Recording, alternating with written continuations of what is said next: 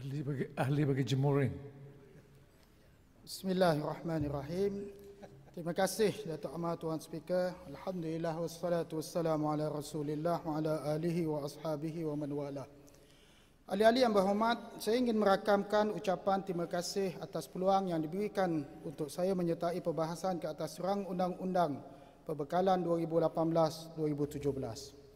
Suka saya mulakan perbahasan saya dengan menyampaikan ucapan penghargaan untuk Yang Amat Berhormat Datuk Patinggi Ketua Menteri atas bajet 2018 yang ternyata terus fokus kepada pembangunan dan memberikan keutamaan untuk luar bandar.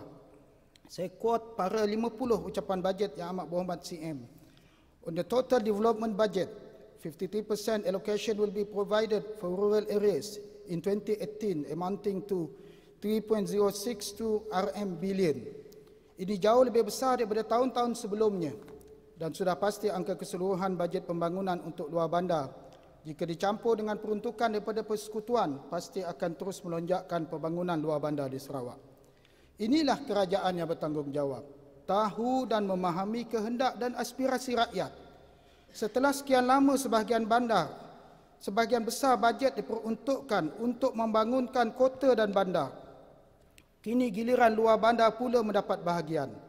Manakah tidak, sekian lama luar bandar adalah kubu utama tanpa gagal untuk memastikan kerajaan Barisan Nasional kekal di tampuk kuasa. Manakala kawasan bandar, kadangkala akibat tipu helah pihak pembangkang, kawasan yang dilonggokkan dengan pembangunan oleh kerajaan masih terus menyangka bahawa usaha murni kerajaan itu adalah daripada usaha pihak pembangkang. Maka jadilah projek pembangunan di kawasan bandar sebahagiannya menjadi umpama lembu punya susu, sapi dapat nama. BN punya kerja, pembangkang tengok saja. BN kerja kuat, pembangkang temberang kuat. BN kerja rajin, tapi pembangkang komplain yang rajin. BN berpijak di bumi, tapi pembangkang hanyalah saudagar mimpi. Datuk Amar Speaker, Kerajaan Yang Amat Berhormat Ketua Menteri dalam sidang kali ini terus lantang membawakan isu hak rakyat Sarawak berdasarkan Perjanjian Malaysia 1963 secara berhemah dan bijaksana. Kita tidak gopoh, kita tidak mahu jadi umpama yang dikejar tak dapat, yang dikendong berciciran. Hasil kebijaksanaan pendekatan ini, Yang Amat Berhormat Perdana Menteri pada 16 September 2017 yang lalu telah memberikan jaminan penuh bahawa segala hak Sabah Sarawak akan terus terpelihara. Mereka tahu hak Sarawak dan kita tahu hak kita. Maka jalan perundingan adalah lebih baik. Penubuhan High Level Special Task sebagaimana yang diusulkan oleh ahli bagi Bukit Saban adalah pilihan yang bijaksana. Kerana kita mahukan semua isu dibincangkan dan tidak ada yang tertinggal tersembunyi di bawah kapet. Lantaran itu usul ini mendapat sokongan mutlak daripada ahli dewan termasuk pihak pembangkang. Pembangkang yang kononnya mempertikaikan kebijaksanaan ini akhirnya terpaksa akur bersetuju dengan usul ini.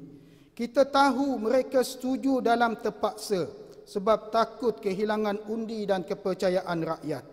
Kita tahu mereka mahu menangguk di air keruh, mahu mengeruhkan keadaan sebab apabila air sudah menjadi keruh, senang bagi mereka menangkap ikan. Ini umpan lapuk yang digunakan. Carilah idea dan cara lain yang lebih bernas dan bertamadun kalau mahu mengenakan kerajaan Barisan Nasional. Datuk Amar Tuan Speaker, izinkan saya sentuh isu-isu rakyat di dalam negeri ini dan di kawasan saya secara ringkas, sama ada untuk tindakan lanjut atau perhatian kementerian yang berkaitan. Kerana kita tahu di sana sini masih wujud Little Napoleon yang berkuasa dalam teritori yang mereka cipta sendiri. Saya yakin Yang Amat Berhormat Ketua Menteri sedang memerhatikan mereka ini dengan dekat. Sebab Yang Amat Berhormat Ketua Menteri mahukan pembangunan itu lancar dan segera dilaksanakan bila ia telah diluluskan. Datuk Amar Tuan Speaker, Alhamdulillah tahun 2016 menyaksikan buat pertama kalinya banjir tidak menimpa bumi daerah Matu. Saya ingin rakamkan ucapan penghargaan dan terima kasih atas usaha para pegawai kerajaan di kawasan saya, terutama pihak DID dan Majlis Daerah Matu Daru yang berusaha membantu saya dan penduduk kawasan bagi memastikan kesan hujan lebat dan air pasang setiap tahun dapat diminimumkan. Hujan dan air pasang adalah lumrah alam. Dengan perancangan bencana banjir boleh diminimumkan. Alhamdulillah, tahun 2017 pihak DID Mukah telah membelanjakan sejumlah wang untuk membersihkan sebatang sungai, iaitu Sungai Matu. Maka saya dengan ini memohon pihak kerajaan negeri atau persekutuan meluluskan sekitar 500,000 lagi untuk memastikan 4 buah sungai kecil di Matu dibersihkan sebagai tindakan jangka panjang bagi meminimumkan kesan hujan lebat dan air pasang. Kerja pembersihan sungai ini amat diperlukan kerana ia tidak pernah dilakukan secara intensif sejak sekian lama dan sungai semakin sempit akibat pengangkutan sungai sudah tidak seaktif zaman dahulu. Demikian juga dengan masalah hakisan pantai di Kuala Igan dan Kuala Matu. Bantuan yang saya pohon daripada pihak persekutuan khabarnya ditangguhkan, maka saya pohon pihak kerajaan negeri membantu kami bagi mengatasi masalah ini yang perlukan perhatian kerajaan. Menteri yang bertanggungjawab dipohon memberikan jawapan. Datuk Amat Speaker, lawatan demi lawatan yang dilakukan oleh Yang Amat Berhormat Ketua Menteri membawa banyak nikmat untuk penduduk luar bandar. Di antara nikmat yang dibawa sewaktu lawatan beliau ke kawasan saya pada April 2017 yang lalu ialah pengumuman tentang projek perumahan untuk 42 lot dan rumah kedai yang akan dibina oleh pihak LCDA. Namun begitu, agensi kerajaan yang terbabit seperti LCDA dan HDC perlulah segera melaksanakan projek pembangunan yang telah diluluskan ini.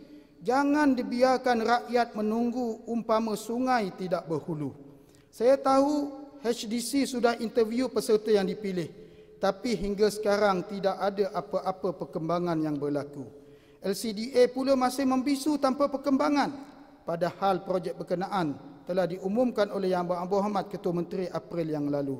Saya pohon menteri yang berkenaan memberikan penjelasan. Datuk Amat Yang di-Pertua, saya juga pohon sangat pihak kerajaan mempertimbangkan agar tanah-tanah lot yang telah disukat puluhan tahun yang lalu untuk projek perumahan rakyat di Igan, Tian, Sok, Jemoreng dan sebagainya yang berada di kawasan saya segera dianugerahkan kepada rakyat yang berkelayakan. Agar projek perumahan besar-besaran dapat segera dilakukan. Membina PPRT dan PMR sebuah setahun di dalam sebuah kampung yang memiliki ratusan buah rumah adalah tidak praktikal lagi. Kesian penduduk kampung yang terpaksa berkongsi 3 atau 4 keluarga dalam satu rumah berhimpit-himpit. Saya rayu pihak kerajaan agar mengurniakan kepada orang kampung yang memohon secebis tanah ini untuk mereka berteduh. Saya yakin ini kerja terbaik yang mampu kita lakukan dan saya mohon menteri yang berkenaan memberikan ulasan. Datuk Amat Speaker, kawasan saya adalah di antara kawasan yang cukup luas ladang sawitnya. Sekitar 18 ladang besar semuanya milik kapitalis. Hingga dikatakan kerajaan sudah kekurangan tanah untuk dipohon oleh rakyat di kawasan saya. Kerana banyak tanah telah dimiliki oleh kapitalis sawit yang besar-besar. Lebih parah lagi, orang kampung warga negara ini tidak dapat apa-apa manfaat. Pekerja asing yang dibawa masuk berlori-lori, berekspres-ekspres dan berbas-bas. Orang kampung hanya jadi penonton. Sebab itu saya ingin tanya kepada menteri berkenaan. Berapa ramai pekerja asing di kawasan saya? Berapa nisbah dengan penduduk tempatan yang diambil bekerja? Bagaimanakah keselamatan kampung dapat dijamin? Kerana jumlah mereka sekarang terlalu ramai di kampung saya. Kita pohon agar keselamatan kampung kami dapat dijaga dengan mengawasi lambakan yang dibimbangi tidak terkawal ini. Datuk Amat Speaker, Felkra pula hingga kini tidak memberikan sebarang respon yang positif terhadap tuntutan kami ahli-ahli yang berhormat di kawasan pesisir yang terlibat dalam skim ladang sawit Felkra. Hasil taklimat Oktober yang lalu, kita dapat maklumat Felkra di Semenanjung boleh agih hingga RM2,000 sebulan kepada peserta. Tetapi malangnya di kawasan saya ada yang terima mungkin tidak sampai RM20 sebulan. Not even 0.1%. Maka kita pohon pihak kerajaan negeri betul-betul prihatin dan campur tangan masalah yang sudah berlarutan hampir 15 tahun di kawasan saya ini. Kita jangan tunggu rakyat bangkit mengamuk baru kita nak mengamuk kepada pihak Felkra. Maka saya pohon, sabar. Maka saya pohon pihak menteri yang berkenaan agar mencari jalan membantu orang kampung. Kerana kita tahu harga sawit adalah sentiasa berada pada kedudukan yang cukup stabil. Dato' Ahmad Speaker, beberapa isu secara ringkas akan saya sebut dan saya pohon menteri-menteri yang terbabit berkenaan memberikan respons. Yang pertama, isu feri di kampung yang terpaksa berebut dengan lori-lori sawit yang selalu membawa lebih muatan. Pihak kerajaan perlu ambil tindakan. Saya tidak pasti apakah wujud penguat kuasa di kawasan kampung. Yang kita dengar, khabar angin ialah wujud penguat kuasa. Tetapi mereka sudah dituduh salah guna oleh penduduk kampung. Akibat berada di kawasan Matu terlalu lama, akhirnya mereka ini menjadi raja dan pihak lori dan penyalahguna kuasa ini sudah tidak mempedulikan keselamatan orang ramai. Maka kita minta menteri yang berkenaan buat siasatan dan berikan penjelasan. Yang kedua, tentang perhubungan juga saya pohon pihak kerajaan Barisan Nasional mengambil kira loyalti tanpa batas para pengundi di kawasan yang padat di kawasan pesisir negeri Sarawak, agar laluan coastal road dibina secepat mungkin. Saya juga ingin merakamkan ucapan terima kasih atas kelulusan Yang Amat Berhormat Ketua Menteri, sebagaimana yang dimaklumkan kepada saya oleh Yang Berbahagia Datuk Pengarah SPU, bahawa permohonan saya untuk membina jalan ke Kampung Kebuau telah diluluskan. 3 jambatan kecil merentasi sungai-sungai Kebuau telah saya perolehi bajet daripada pihak Kerajaan Persekutuan dan sedang dalam proses pembinaan yang dijangka siap dalam sebulan ini. Terima kasih kepada pihak SDO Sarawak. Maka sekali lagi saya pohon agar pihak kerajaan negeri meluluskan jalan ke Kebuau agar ia segera dibina. Di samping itu, saya juga pohon jalan ke tapak kaul baru Igan yang bernilai 4.5 juta ringgit menurut anggaran JKR Mukah juga segera diluluskan. Kerana jalan ke tapak kaul Mukah juga telah diluluskan. Ini adalah bagi membina sekadar 1 km jalan baru R1 dan menaik taraf jalan batu 1.3 km dengan standard yang sama. Maka saya pohon respons daripada pihak menteri. Yang ketiga, Februari 2017 yang lalu pihak Majlis Daerah Matu Daro ada memohon membina lampu jalan di 3 kawasan di daerah Matu. Setakat maklumat terkini hanya sebuah kawasan sahaja yang telah menyala lampunya. Saya ingin menyatakan kekesalan atas perkara sebegini berlaku kerana lampu jalan amat penting untuk keselamatan penduduk kampung. Pihak SEB di Mukah dipohon prihatin sebagai sebuah syarikat berhad dan memonopoli perkhidmatan elektrik di Sarawak. Tolonglah bertimbang rasa dengan segera ambil tindakan membantu rakyat. Ini zaman digital. Semua perlu segera dan boleh disegerakan. Majlis Daerah Matu Daro membayar untuk perkhidmatan anda. Kalau inilah sikap SEB di Mukah, maka saya rasa sekarang kita semakin tahu punca elektrik selalu black out di kawasan Matu. Mungkin ada sikap-sikap kurang ambil indah di sana sini. Ya, kita berterima kasih atas perkhidmatan elektrik yang kita bayar. Tetapi kita mahu sikap lebih prihatin terhadap isu black out yang hampir setiap minggu berlaku hingga kini tanpa dapat diberikan jawapan penyelesaian yang segera. Maka saya pohon menteri yang berkenaan menjelaskan tentang 2 isu ini. Yang keempat, Jabatan Bekalan Air Luar Bandar telah melakukan usaha yang baik di kawasan saya. Syabas dan terima kasih. Menyedari air adalah kehidupan. Hampir setiap minggu berlaku hingga kini tanpa dapat diberikan jawapan penyelesaian yang segera. Maka saya pohon menteri yang berkenaan menjelaskan tentang 2 isu ini. Yang keempat, Jabatan Bekalan Air Luar Bandar telah melakukan usaha yang baik di kawasan saya. Syabas dan terima kasih. Menyedari air adalah kehidupan. 31 Oktober yang lalu, saya membawa semua ketua masyarakat di kawasan saya, sekitar 40 orang, melawat 6 loji air dan pusat tangki air di Matu dan Igan. Terima kasih kepada pihak JBAP atas khidmat yang luar biasa. Untuk rekod, loji Jemoring sahaja, pihak kerajaan telah membelanjakan sekitar 500,000 sebulan atau 6 juta ringgit setahun untuk merawat air bagi kegunaan penduduk Matu dan Daro. Saya kesian tengok staf Jebab yang sedikit untuk berkhidmat kepada rakyat yang ramai. Oleh itu saya pohon kerajaan tolong tambah staf Jebab ini kerana air adalah kehidupan dan keselamatan kita semua. Kalau tak ada air, kita boleh mati. Dalam pada itu, saya pohon jasa baik kerajaan untuk segera bina pipe missing link di antara loji Jemoreng dengan tangki air di Kuala Matu. Tangki air sudah siap tahun 2005, iaitu 12 tahun yang lalu. Tetapi hingga kini tidak dipakai. Ini pembaziran. Hanya perlukan sambungan missing link sekitar 13 km sahaja pada kos RM4,850,000. Juga saya pohon penggantian pipe di Igan sekitar kos RM750,000 yang telah berusia hampir sama dengan usia saya sendiri. Lebih 40 tahun. Juga penggantian pipe yang boleh diluluskan ini, saya percaya boleh diluluskan dengan segera kerana jumlahnya tidaklah terlalu banyak. Kerana itu saya pohon respon daripada Yang Berhormat Menteri yang berkenaan. Walaupun begitu, saya juga nak sebut keperluan bajet sekitar 80 juta ringgit untuk penggantian semua paip lama di kawasan Matu yang pihak kerajaan perlu rancang segera penggantiannya.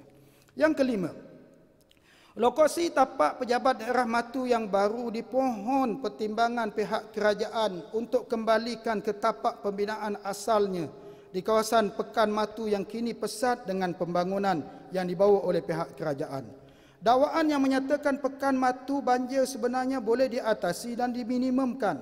Data-data menunjukkan dakwaan banjir di kawasan tanah yang telah diperuntukkan untuk Matu Service Center yang asal ternyata agak meleset berdasarkan data pihak DID. Kini masjid daerah terbina di kawasan ini. Demikian juga Bomba Matu, rumah kedai LCDA dan sebagainya. Kita mahukan bila pejabat daerah ini terbina, rakyat akan terus bersyukur atas nikmat pembangunan. Janganlah ia dibina 20 km jauh daripada tempat penduduk. Kerana kita bimbang keselamatan pegawai-pegawai kerajaan dan kesulitan penduduk kampung untuk berurusan.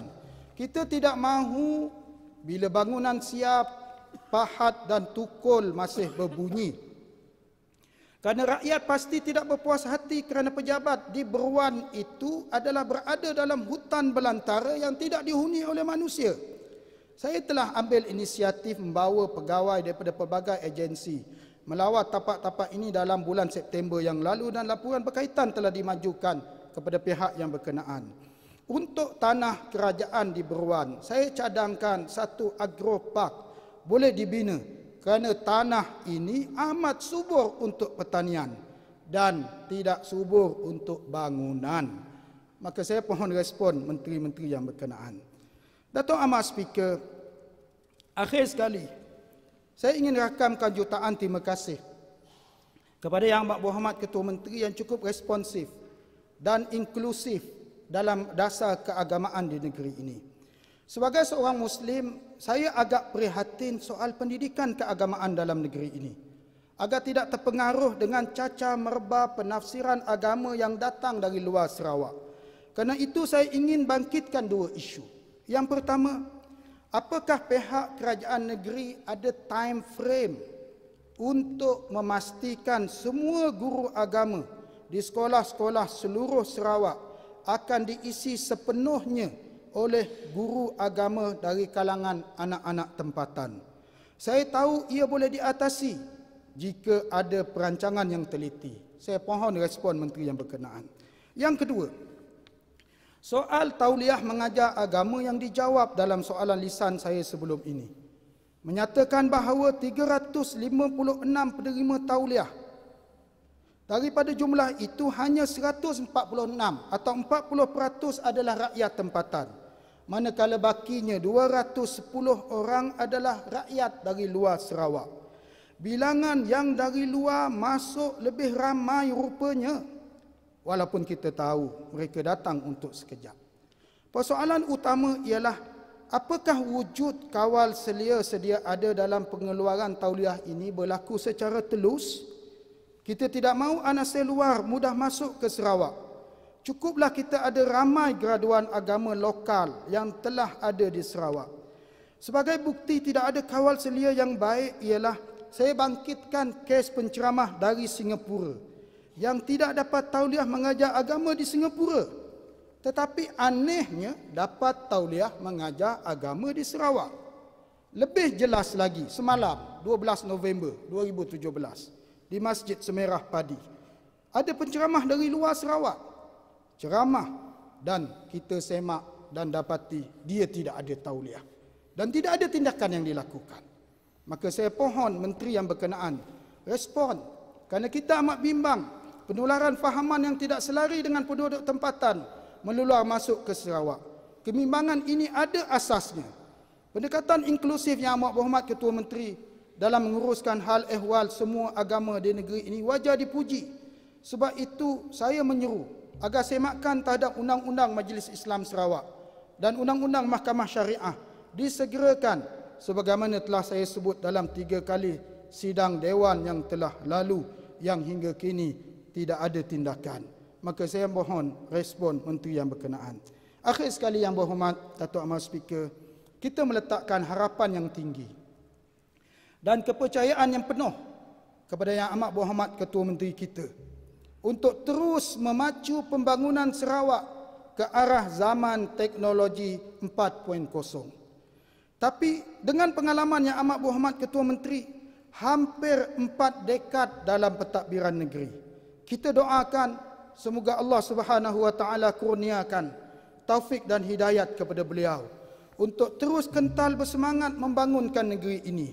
Bak kata ulama salaf yang terdahulu, kalaulah aku memiliki doa yang mustajab dikabulkan oleh Allah, maka akan aku doakan untuk pemerintah yang saleh yang mementingkan rakyatnya.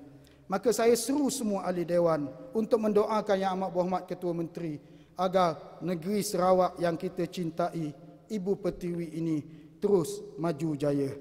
Di pengakhiran ini saya ingin rakamkan ucapan terima kasih kepada pegawai-pegawai kerajaan yang banyak membantu dan ingin juga saya ucapkan selamat bercuti, selamat tahun baru 2018 dan atas itu semua yang berhormat Datuk Amal Speaker, saya mohon menyokong rang Undang-Undang Perbekalan 2017-2018 untuk diluluskan.